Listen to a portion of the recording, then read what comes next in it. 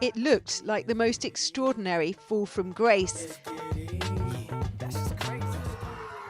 The charismatic rapper who rose from humble roots to become one of America's most successful entrepreneurs.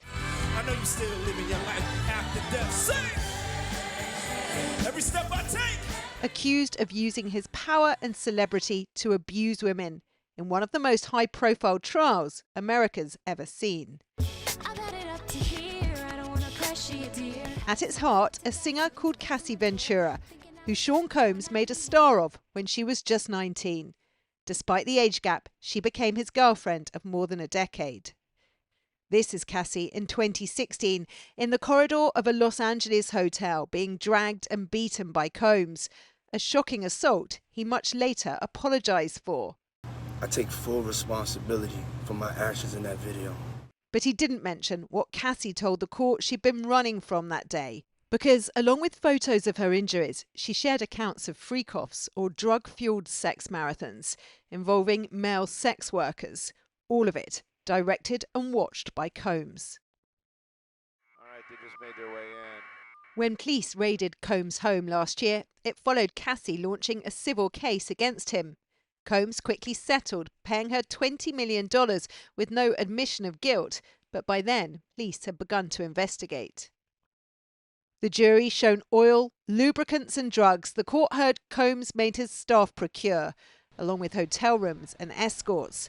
But while the prosecution called that a criminal enterprise, the defence argued it was simply the alternative, but not illegal, sexual lifestyle of a successful entrepreneur. Another more recent girlfriend who went by the pseudonym Jane testified that Cassie's account of sex parties she didn't want to be at mirrored her own.